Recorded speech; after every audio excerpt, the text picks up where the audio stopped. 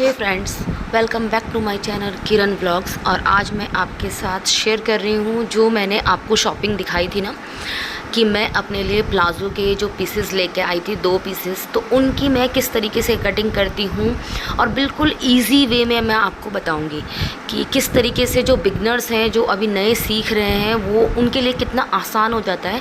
कोई ज़्यादा टफ़ नहीं है प्लाज़ो को घर पे बनाना। आपके पास कोई भी पुराना प्लाज़ो हो जो स्टिच करा हुआ हो, तो आपको कपड़े को देखो किस तरीके से फ़ोल्ड करना है, मेरी वीडियो में आपको देख के पता चल जाएगा।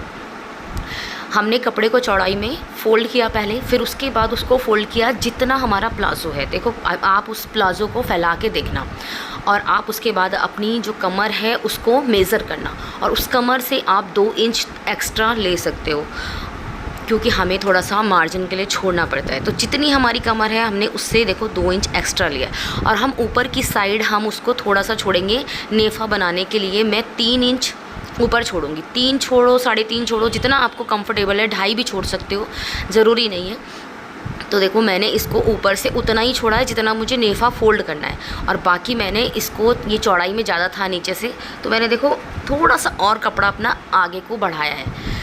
अब देखो ये मेरा बिल्कुल फिट आ जाएगा। तो आप इस तरीके से, जो बिगनर्स भी है ना, जिन्हें नहीं भी आता, वो भी कर सकते हैं। और ये नीचे से मेरा थोड़ा ज़्यादा था, तो मुझे इसे, मैंने जानबूझ के इसको थोड़ा चौड़ाई इसकी कम की है, क्योंकि जब ज़्यादा चौड़े होते हैं ना, फिर वो चलने में थोड़ा सा उलझते हैं। और ये सब ना चीज़ें तब पता चलती है हमें जब हम वेयर कर लेते हैं ना, उस चीज़ को पहन लेते हैं, यूज़ करते हैं, तब हमें उसके साथ पता चलता है। तो ये देखो जितना हमारा आसन आ रहा है आप उतना ही इसमें आसन लीजिए, और उसमें भी 1.5 या 2 इंच आप एक्स्ट्रा ले सकते हो मार्जिन के लिए।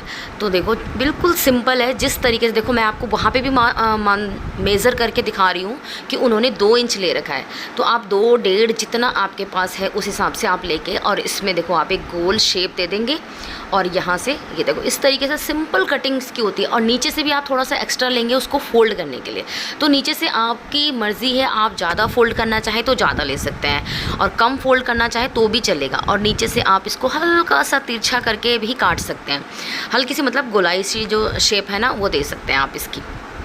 तो देखो बिल्कुल इजी है ना। और आप ना देखो इसको कैंची रखी, और बिल्कुल सेम जो हमने थोड़ा सा एक्स्ट्रा हमने लिया है, मतलब कहने का 1.5 इंच हमने फालतू लिया है, और उसको हमने सिंपल वे में देखो काट लिया। मैंने अभी एक्स्ट्रा इसलिए काटा क्योंकि देखो एक्स्ट्रा कपड़ा काटने में कोई दिक्कत नहीं है, अगर हम कम काटेंगे तो दिक्कत आएगी। और जैसे हमने इसकी तय देखो यहाँ से फ़ोल्ड की हुई थी, तो हम इसके दोनों जॉइंट्स अलग अलग कर लेंगे यहाँ से। और सिंपल वे में प्लाज़ो की कटिंग देखो कितना इजी है। ये जो एक्स्ट्रा कपड़ा है ये सारा हम हटा देंगे, और देखो प्लाज़ो की हमारी कटिंग कंप्लीट हो गई। बहुत इजी कटिंग है। और सेम देखो मेरा 2 प्लाज़ो के पीस मैं लेके आई थी, और इसको भी देखो मैं किस तरीके से फ़ोल्ड कर रही हूँ। देखो चौड़ाई में मैंने फ़ोल्ड किया, चौड़ाई में फ़ोल्ड करने के बाद मैंने इसको इस तरीके से बिछाया, क्योंकि वो वाइट था ना, तो उसमें इतना पता नहीं चल रहा था।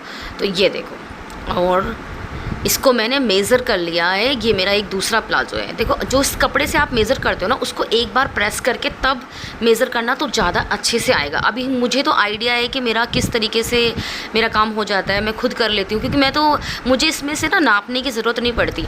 मैं तो खुद से ही मेज़र करके तब बताती हूँ, मतलब बनाती हूँ। ये मैंने सिर्फ बताने के लिए किया है, ताकि ईज़ी हो जाए, किसी और को जो बनाना हो तो उसके लिए बहुत आसान हो जाए। ये देखो इस तरीके से इसको रखना है। जो मैंने पहले कटिंग की उसको इस तरीके से ऊपर से रख के, और ये ना ग्रीन है, देखो इसका बेस तो इस पर बिल्कुल अच्छे से दिखाई दे रहा है, आपको समझ भी आ रहा होगा। ऊपर से मैंने 3 इंच देखो ये नेफ़ा फ़ोल्ड करने के लिए छोड़ा है, और जो नीचे से छोड़ा है वो थोड़ा सा छोड़ा है उसके लिए, जो नीचे की तरफ से हम फ़ोल्ड करेंगे। और देखो इसको हल्की सी इसको शेप दे के, और इसकी भी कटिंग देखो हमने बराबर कर दी।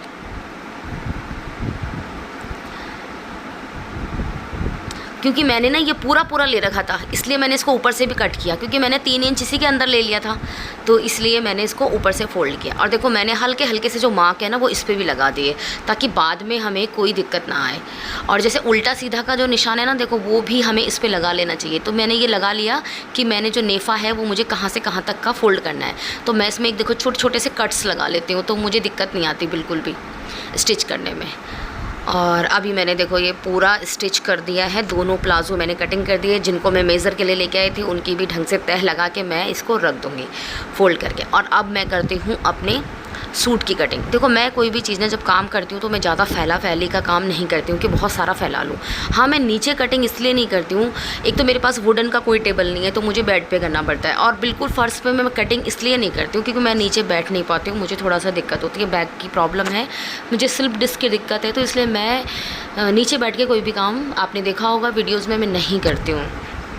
मैं बेड पे बैठ के कंफर्टेबल हूँ और ज़्यादा मैं अपने मूडे पे बैठती हूँ और उसके बाद उसमें मार्किंग कर लेती हूँ। और देखो मैं खुद से, मैं कभी भी अपना पहले का मुझे अपना याद रहता है, बट मैं फिर भी जब भी कटिंग करती हूँ ना, तो मैं खुद का जब सूट रेडी करती हूँ तो मैं अपनी एक बार फिटिंग दोबारा से मतलब कि नाप लेती हूँ, तब जाके कटिंग करती हूँ, क्योंकि नाप का कोई भरोसा नहीं है, कब कम कब ज़्यादा हो जाए।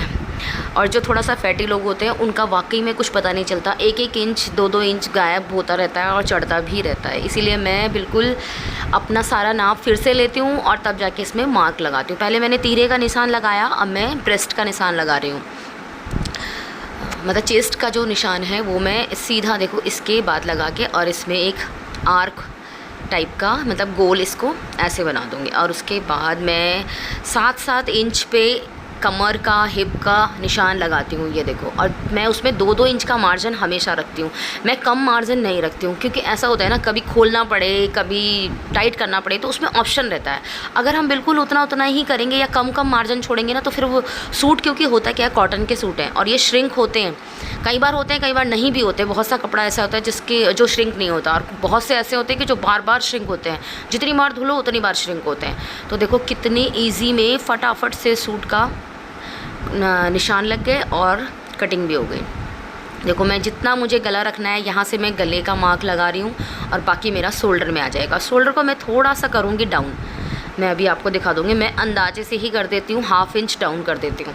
तो डाउन करने से क्या होता है कि एक अच्छी सी शेप आती है, जो खड़े खड़े रहते हैं ना यहाँ से वो नहीं रहते हैं। तो जो कटिंग करता है वो खुद समझ जाता है, जो स्टिच करता रहता है ना, थोड़ा बहुत भी स्टिच करता है तो उसको अपने आप ही देखने से देखो आइडिया लग जाता है। मैं इस सूट में आपको एक बहुत ही अच्छा सा यूनिक सा नेक डिज़ाइन आपके साथ शेयर करूँगी जब मैं इसको स्टिच करूँगी। तो देखो मैंने जहाँ जहाँ से कमर का और हिप का निशान है, मैं वहाँ से देखो कटिंग एक हल्के हल्के से कट लगा लेती हूँ। और जो ये ऊपर से तीरा है ना, ये मैंने खोल लिया है, फोल्ड था ना ये कपड़ा, तो ये देखो। और मैं नीचे ऊपर उल्टा सीधा पे भी निशान लगा लेती हूँ, क्योंकि फिर बाद में ना दिक्कत होती है, तो इसलिए उल्टे सीधे का निशान भी अभी लगा लेना चाहिए। और ये देखो मेरा सारा काम सिमट गया, कटिंग मेरी सारी हो चुकी है। देखो फ्रेंड्स, अभी मैंने ना ब्रेकफास्ट बिल्कुल भी नहीं किया, सुबह से काम किया, सारा निपटाया घर का। मेरा काम भी काफ़ी सारा है, जैसे कि आपने ब्लॉग्स में मेरे देखा ही होगा, तो इसलिए सुबह से मैंने निपटाया। और आज मुझे ये लग रहा था कि मुझे इनकी कटिंग और स्टिचिंग करनी ही करनी है, क्योंकि ना फिर क्या होता है, अगर हम अपने मन से सोचें ना कि टाइम निकालेंगे तभी निकलता है, वरना बिल्कुल भी नहीं निकलता। तो मैंने अभी बिल्कुल भी ब्रेकफास्ट वगैरह कुछ नहीं किया था, तो मुझे थोड़ा सा लग रहा था भूख, तो मैंने क्या किया, एक एप्पल को काटा है, काला नमक लगा के मैं उसको खा रही हूँ। तो ये इतना सा टाइम हमें अपने लिए निकालना चाहिए, और वैसे भी एक फ्रूट तो दिन में डेली हमें खाना चाहिए, और उसमें से सबसे ज़्यादा बेस्ट है एक एप्पल। एप्पल अगर हम डेली खाएंगे ना, तो डॉक्टर की शायद हमें कभी ज़रूरत नहीं पड़ेगी, ऐसा मैंने सुना है, देखा है, डॉक्टर्स के मुंह से भी सुना है। तो मैं बाहर से छिलका निकाल के ही खाती हूँ, मैं ऐसे नहीं खा पाती कि छिलके सहित खा लूँ, तो वो नहीं खा पाती। तो आप भी खाइए और मैं भी खाती हूँ, और उसके बाद मिलते हैं आपको स्टिचिंग में। तो आज ही मैं प्लाज़ो की स्टिचिंग भी कर लूँगी, तो वो भी आपके साथ आगे शेयर करती हूँ। देखो फ्रेंड्स, जिस प्लाज़ो की मैंने कटिंग की, तो इनमें से सबसे पहले मैं वाइट वाला प्लाज़ो सिल रही हूँ। तो देखो उल्टा सीधा का मार्क मैंने आपको बता ही दिया था कि मैंने साथ साथ ही लगा दिया, क्योंकि बाद में ना फिर पता नहीं चलता, कई बार कपड़ा पहचान में नहीं आता। तो देखो जो सबसे पहले हम इसका दोनों तरफ का, आगली तरफ का और पिछली तरफ का जो आसन है ना, सबसे पहले हम उसको ज्वाइंट करेंगे। ये देखो, ये कपड़ा थोड़ा सा रियॉन है, तो मतलब कि ढलता है, इधर उधर भागता है, तो इसको संभाल के ही सिलना पड़ता है। तो क्योंकि ये ना मतलब ढीला कपड़ा होता है, लचीला जिसे कपड़ा बोलते हैं ना, वो कॉटन भी नहीं होता ये, पर इसमें बहुत रिलैक्स मिलता है। तो दोनों साइड के देखो, सबसे पहले मैंने एक साइड का आसन ज्वाइन कर लिया, और अब मैं दूसरी साइड का ज्वाइंट कर लूँगी। प्लाज़ो में ज़्यादा कुछ नहीं होता सिलने के लिए। देखो सबसे पहले हमने आसन ज्वाइन करने हैं और इनको पक्का कर लेना है। आसन से हमेशा जो प्लाज़ो है वो फट जाता है, तो इसको पक्का करने के लिए देखो अभी बताऊंगी कि मोड़ के इसको दोबारा से सिल लो। पहले देख लो कि ये हमें छोटा ना पड़ रहा हो।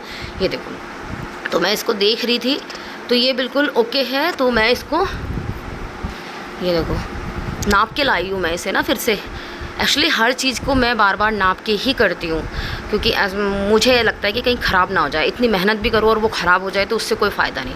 तो देखो मैं आसन की जो सिलाई है ना, उसको मैं मोड़ के और दोबारा से सिल रही हूँ, उसकी वजह से वो पक्का हो जाएगा, बिल्कुल उधड़ेगा नहीं।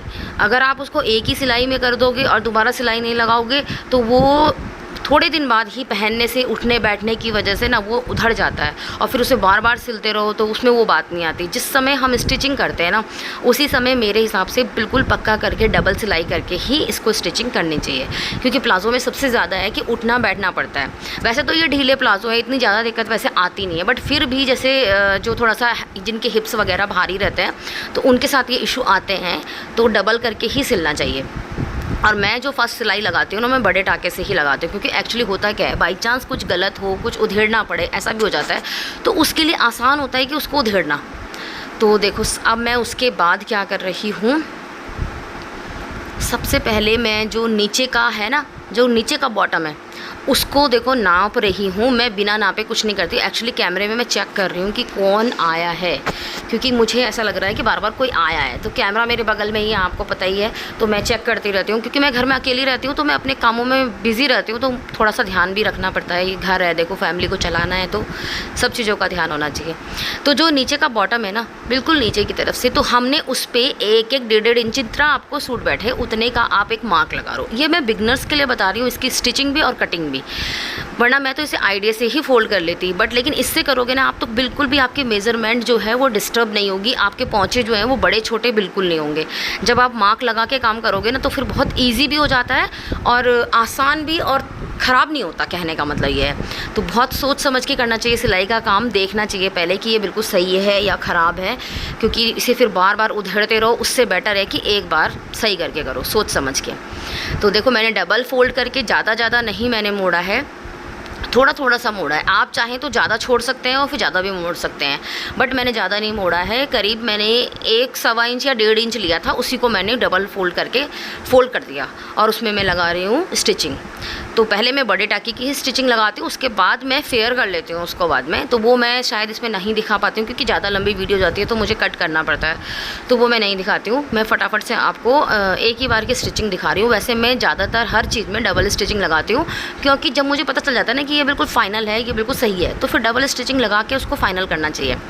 जो सिलाई का काम है वो इसी तरीके से होना चाहिए। देखो, और ये कपड़ा ना थोड़ा सा, मैं आपको बता रही हूँ ना कि थोड़ा सा हिलता डुलता है, तो इसमें ना सिलाई के बाद भी, और जो नीचे से जो हम पहुँचा वैसे भी कटिंग करते हैं ना, तो उसको हम हल्की सी राउंड शेप देते हैं, और जब राउंड शेप देते हैं तो देखो सिलाई करने में थोड़ा सा झोल भी आ जाता है, इसलिए बहुत देख सी के करना पड़ता है।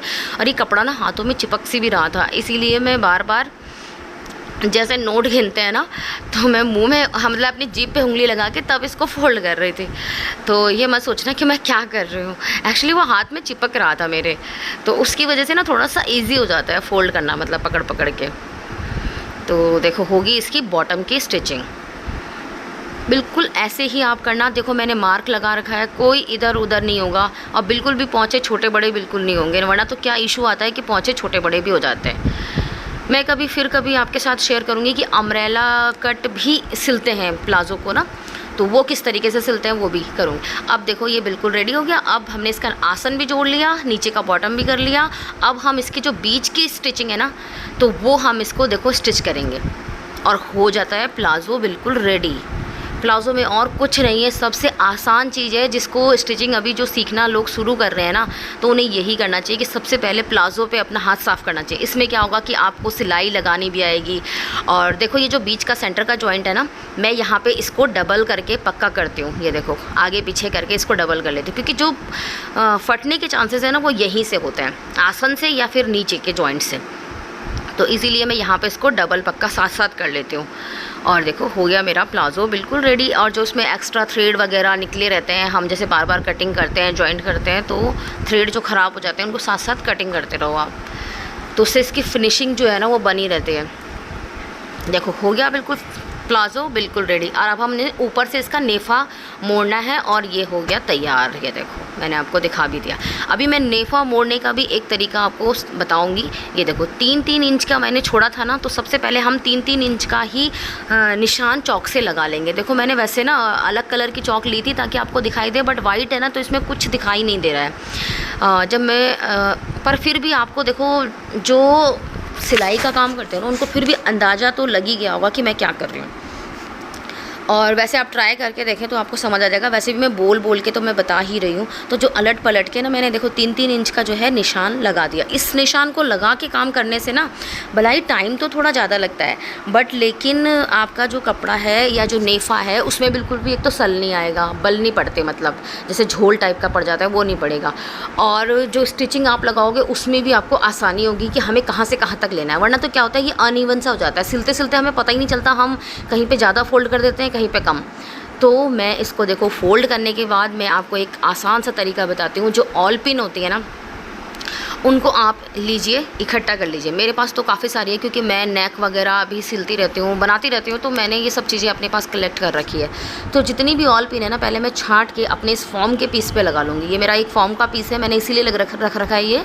इस पर मैं अपनी जो सुई वगैरह रहती है ना, निडल वगैरह, वो साथ साथ लगाती रहती हूँ। तो उसका क्या होता है कि जैसे छोटी बड़ी सुई रहती है तो वो नीचे गिरती है तो फिर खो जाती है, पता ही नहीं चलता, दिखाई नहीं देती है और पैर वैर में चुभने का डर रहता है। तो इसीलिए मैं उसको साथ साथ काम करती हूँ और इसमें लगा देती हूँ, तो मेरे लिए भी आसान हो जाता है और ढूंढनी भी नहीं पड़ती, इधर उधर सामान रख दो। तो आपने देखा होगा मैंने देखो एक साइड में ना 2 बॉक्स रख रखे हैं, वो मेरे सिलाई के ही बॉक्स हैं, सिलाई के ही बॉक्स है। और उन्हीं में मेरे छोटे छोटे डब्बियों में मैंने अपना अलग अलग सामान जो है सेपरेट कर करके मैंने रखा हुआ है। और सिलाई का सामान जितना भी है मेरा जो है वो मैंने इन 2 बॉक्सेस में ही रखा हुआ है, वो साइड में ही रखे हैं, देखो टेबल पे मैंने रख रखे हैं। तो जो ये देखो मैं नेफ़ा मैं साथ साथ में मोड़ रही हूँ और उसी पे मैं देख देख के देखो दोनों तरफ से देख रही हूँ। फिर उसके बाद में उसमें ऑल पिन लगा दे रही हूँ। ऑल पिन मैं इसलिए लगा रही हूँ, मैं अपना देखो आसन भी नाप रही हूँ कि हमारा आसन भी छोटा नहीं होना चाहिए, जितना हमने काटा है छोटा बिल्कुल नहीं होना चाहिए।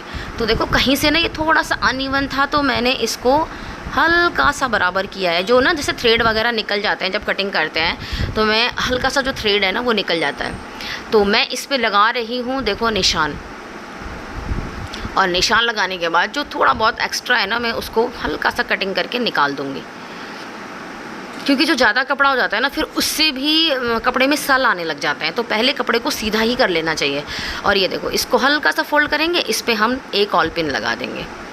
आप जितनी चाहे इसमें ऑल पिन लगा लें जितना आपको कंफर्टेबल हो। वैसे तो ये 4-5 ऑल पिन में रुक जाता है, कहने का मतलब आप सीधे चारों तरफ जॉइंट पे लगा लो, उसके बाद ये हिलता नहीं है। बट लेकिन जो जैसे बिगनर्स रहते हैं उनका कपड़ा काफ़ी हिलेगा, क्योंकि ये कपड़ा हिलने वाला ही कपड़ा होता है।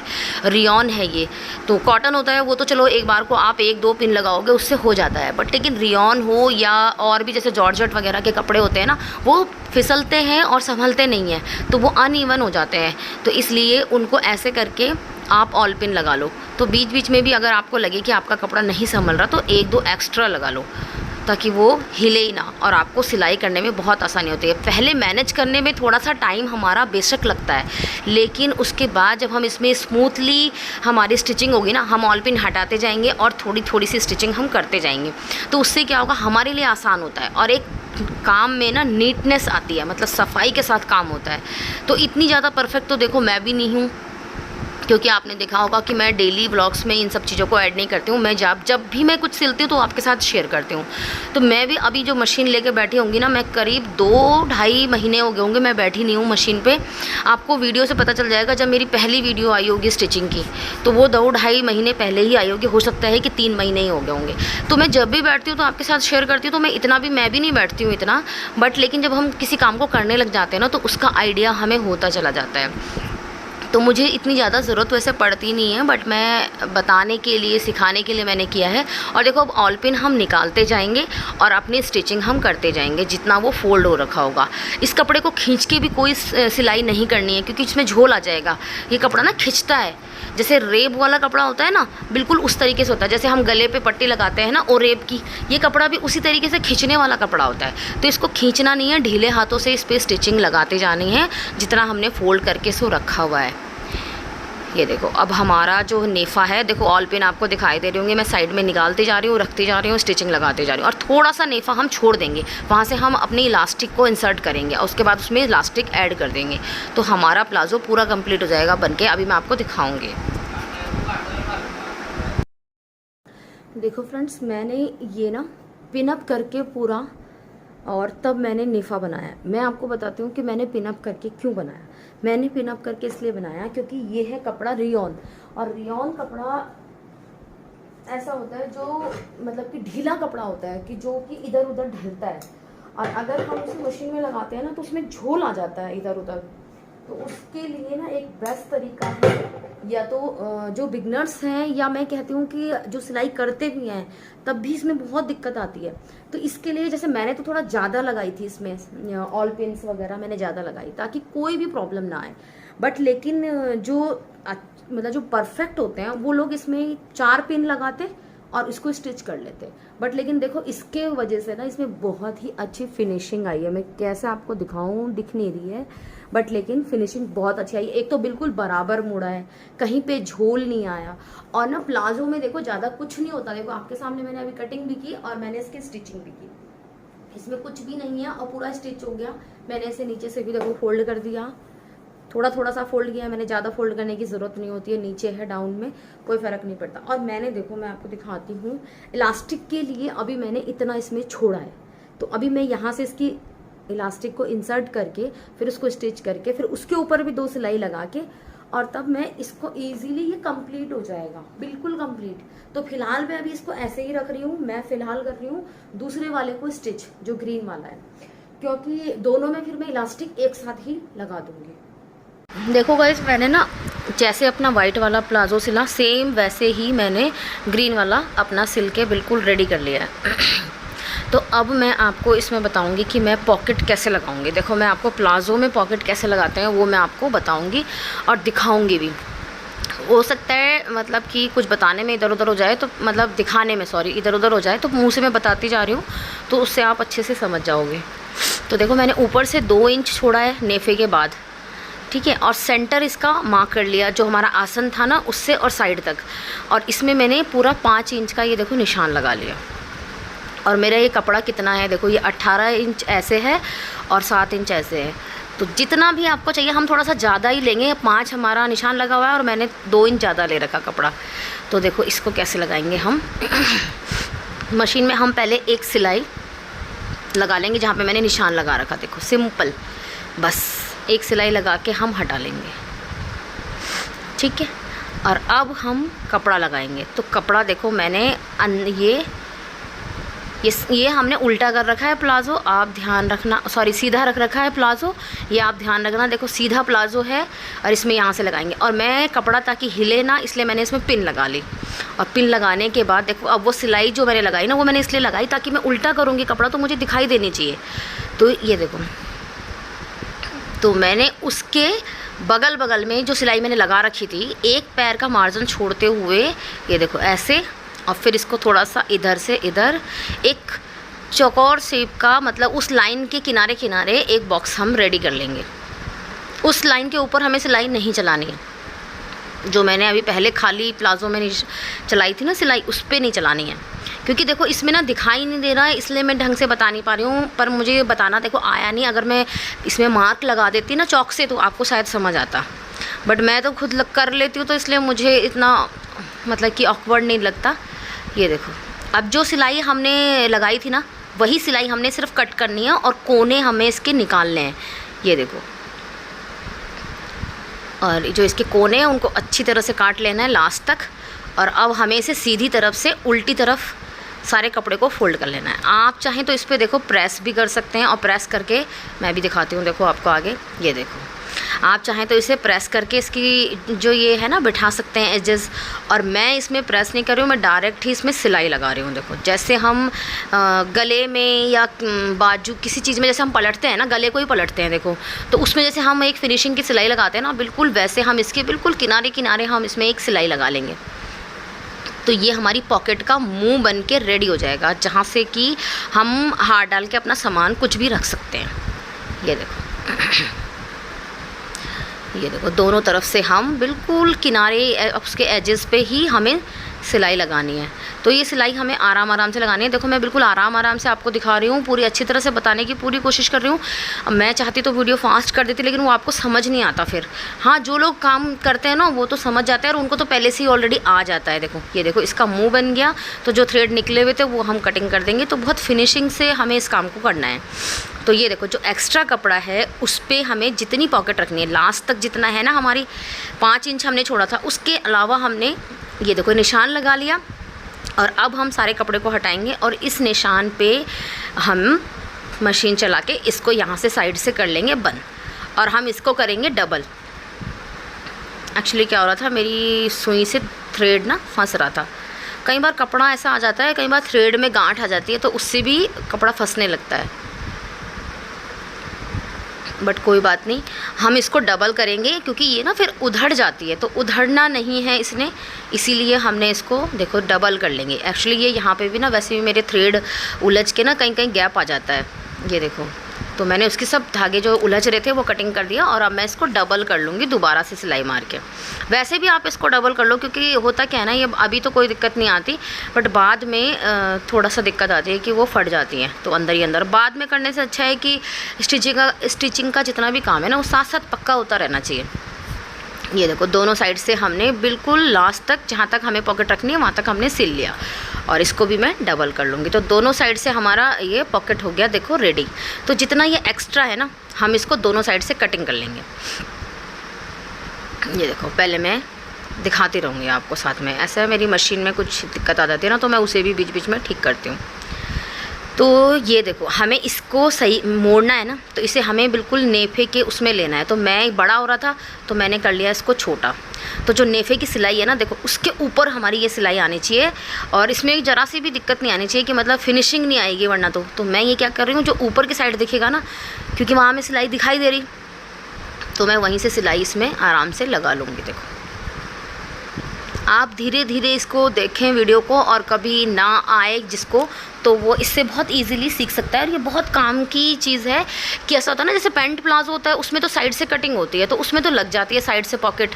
बट लेकिन ये क्या है, ये है प्लाजो, तो इसमें साइड से कटिंग तो होती नहीं है, तो इसमें क्या होता है कि पॉकेट लग नहीं पाती। तो मैं देखो आपको इस तरीके से पॉकेट हमारी बन के हो गई रेडी। आप इस तरीके की पॉकेट ना आप सलवार में भी लगा सकते हैं। मैं बताऊँगी किस तरीके, जैसे इसमें लगाइए ना, मैं सलवार में लगा के भी आपको बताऊँगी। अगर मेरी वीडियो अच्छी लगे तो लाइक शेयर ज़रूर। हे गाइस, अगर आपको मेरी वीडियो थोड़ी भी समझ आई हो तो प्लीज़ मेरी वीडियो को लाइक और शेयर ज़रूर कीजिएगा, और जो लोग नए हैं मेरे चैनल पर वो मेरे चैनल को सब्सक्राइब ज़रूर कीजिएगा, और जो पास में एक बेल आइकन है उसमें उसको क्लिक करके ऑल का बटन ज़रूर सेलेक्ट कीजिएगा, ताकि मेरी नई वीडियो का नोटिफिकेशन आप तक सबसे पहले पहुँच जाए। और मैं आगे आपको बताऊँगी, जब मैं सलवार में भी इस तरीके की पॉकेट लगाई जा सकती है, उसमें जिप भी लगा के दिखाऊँगी कि जिप भी उसमें लगाई जा सकती है। अगर बाई चांस जैसे होता है ना कि यहाँ लगा के कंफर्टेबल नहीं रहता बंदा, तो जिप लगा ले, उसमें से कोई सामान आपका गिरेगा नहीं। पहली बात तो ऐसी जगह के पॉकेट की जो सामान है ना वो नहीं गिरता, जो साइड में पॉकेट होती है उसका सामान गिर जाता है कई बार, बट ऐसी जगह का नहीं गिरता। तो ये पॉकेट बहुत ही बढ़िया मुझे लगी, तो मैंने सोचा कि आपके साथ शेयर करती हूँ। तो मैंने एक प्लाज़ो में तो बनाई है, दूसरी में मैंने नहीं बनाई।